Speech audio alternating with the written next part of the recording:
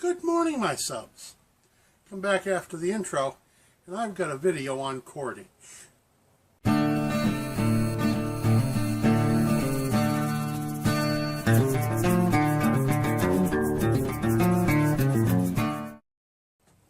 This morning I was watching a video from Manland 121, and it was from the Vutu.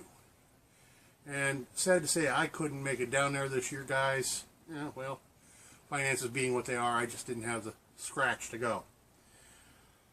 But the video Manland had up today was of one of the other members of the rendezvous doing a thing on a tarp. And I'm not arguing with the way he put up the tarp. He did fine. My video at this moment is about helping him out with a better way of carrying his cordage. What he had done is he'd like wrapped paracord around his arm like this and then looped it into a, well, kind of like this little bunch, okay? Now this is bungee, so, you know, it's fine. It's a very small piece. But the point is that when you wrap paracord, a big bunch of it like you do, like I have this, it can tangle very easily. Now there are 3 ways to carry paracord so it won't tangle. One of them I will refer you to Really Big Monkey 1. Dave has a way of hanging cordage that he pulls from the center, and he just keeps pulling and pulling, and it keeps coming out, and it never tangles. He does that by winding it in a figure-8 pattern around a couple pegs. The way you weave it to make it to where you can pull it out quickly, okay? But you can just take this, and you've got the bundle of it when you're out in the woods building your shelters, and you can pull it until you get down to where there's... Once you get down real low, then that's when it starts falling apart. But otherwise, if you don't do it that way, it's not very good. So, and I'm going to show you my fixture that I use before I head out, and then once I show you my fixture, we will head out after that. Now what I have for weaving my rope, or what you call hanking, to where it's coiled up and feeds out, I have this little fixture made out of wood, out of like 1x1s with some little gussets nailed, screwed to a board, okay? And this thing has got, between the centers is 18 inches between centers, okay? And the height right here is like, from here to here is 12 inches. Okay, and I'll show you how I do that. Let me put it there in the middle. Alright, now what you do with it is you take the rope to start with, you lay it over it, and you have just a little tail hanging off right here. See if you can see, yeah, just a little bit of a tail hanging out the back, okay? And then what I do is I put my foot on it, and I hold it down right here, okay? And then you take and you go all the way around the fixture, and then what you do now is you cross over, okay? That's all you do. And I usually take the rope and I'll stretch it out real far across the floor. And you can't just go round and round, because when you go round and round, that's what causes the rope to be all tangled up, okay? And you can do this relatively quick. Now when I'm out in the woods and I'm on the move and I'm going to build a shelter, and then I'm going to move on to the next place, to another shelter, then what I will do is stab 2 sticks in the ground, okay?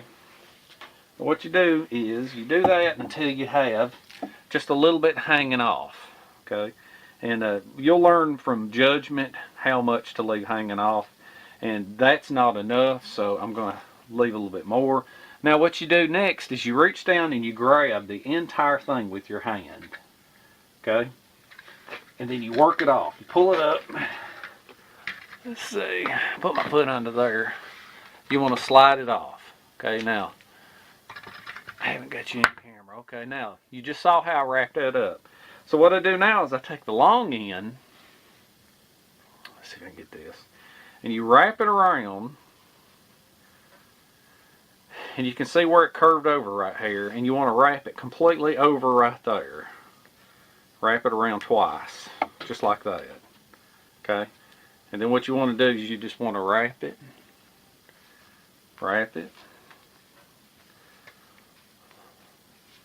Kind of hard to look at the rope and look at the camera too. See, a lot of people look at this and they think it's kind of store-bought looking. Okay, now once you've got it wrapped around like that right there, what you want to do is you want to pick up the last two coils and just shove the end through. Okay, and that right there will stay. And then you've got this tail end right here that you can just give it a pull and it will feed out. Okay, so let's hit the woods now, and I'll show you a few different things that you can make a rope. I don't do it that way, that's fine, but I'll tell you that it's obvious it works. The two ways I carry cordage, primarily paracord and small cordage of that nature. Small hanks I do like this. This is called daisy chain. I fold it in half. That's a 10-foot piece of rope. Don't look like 10 feet, but it is. Because I folded it over and then daisy chained it, which gives it less than 1 foot. I left a loop so I can take a carabiner and clip it to my pack, just like that, from a carabiner. Okay? The other way I like to carry cordage, and now I haven't put it back on here. I used to have a split ring on this. This is called a paracord donut. Okay, and it's very easy to undo when you want, and you just keep pulling until you have enough, and it never tangles this way. And like I say, I used to have a split ring here, but I could probably use this and clip it via a beaner onto my pack just like that for carrying it once I reattach the cordage. Now I'm going to tilt the camera down.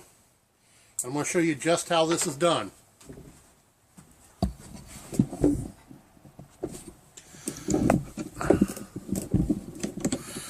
Let me crank it down a little bit so I can see in the camera.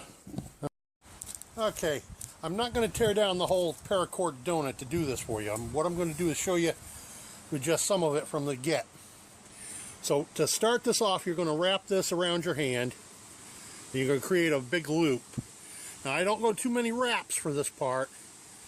Now what you're going to do, and I'm not going to actually show you this part, is you're going to go through, create a bite, and then pull the end through the bite. Well, pull part of it through the bite, and create, oh goodness, it's getting windy out here. Okay, so you see here's our first bite, and then you're gonna, if I can get it to pull down tight, there we go. Then you're gonna go through the loop the opposite direction, and you're gonna come through the bite again and pull it tight again. And working around this camera isn't any too easy. There's the beginnings of our paracord donut right there. Okay? And you're going to continue doing this all the way around until it starts to look like this. Now, like I said, I'm not going to tear down the whole donut. Hey, wait a minute. That's kind of funny. For those of you who don't know it, here in New England we have a donut company called the Whole Donut. Kind of like Dunkin' Donuts, only I don't think they're nationwide. They might be. Okay. Here's the thing. Here's where it pulled out. And this, for the ladies, will recognize this as the crochet stitch. Okay, or the daisy chain stitch. And we're going to come through the donut, through the slip hitch, and then we're going to pull it down, back through the donut center, and we're just going to go around the donut like that until we've eaten up all of our cordage. Now, for those of you who watched some of my archive will recognize this piece of paracord as the same one I used for my ridgeline back in September of last year when I went camping over there at the ball field, and my camp out got ruined by kids drinking and throwing their beer bottles into my camp. Well, nobody's perfect. But here's how this is done. I'll finish that off camera. Now let me show you this dealio. here it is. To undo this, we just pull the tails out of that last hitch and pull. And that's a full 6 foot, so maybe this is a 12-foot piece of rope. And I had it daisy chained it down to less than 1 foot. And here, how we do that, it's the same slip hitch. And then we just crochet the 2 lines into a daisy chain. This is the way I carry smaller pieces of cordage. This, as obvious, this is about the same diameter, maybe a little bit bigger than paracord, but it's just a small piece, 12 feet. This is one of the ropes that I use for stretching as guy line for tarps. It's one of, not the only, but this is a cotton poly blend clothesline rope that I've had for many years.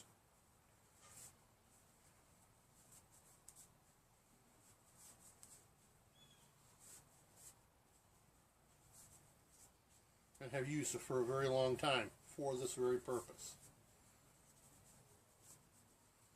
And when we get down to the end of the nubbins of the rope, so that a stick can't catch in the tails and pull it, and we put the tails through it,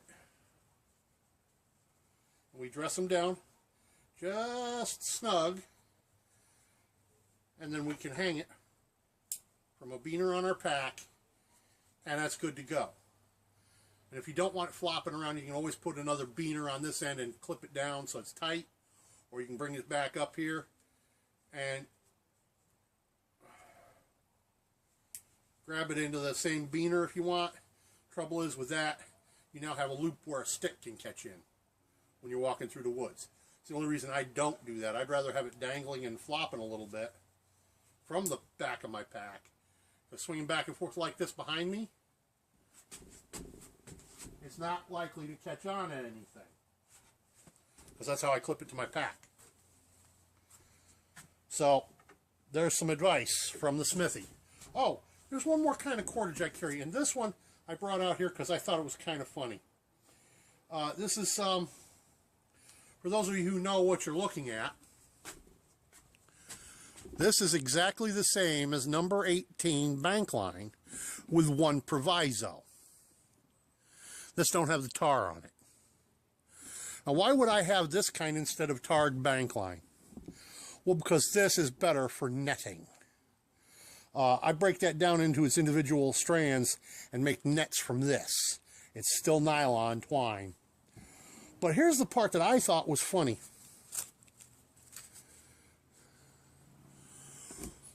Beavis rope. Let me undo this piece of tape, if I can, so you can see this. When I saw this in the store years back, I thought it was just absolutely hilarious. Beavis rope. Roseville, Georgia. Made me feel like Beavis's best friend Butthead buying his rope. Well, that's what we have from the smithy for today. Peace out. By the way, don't forget to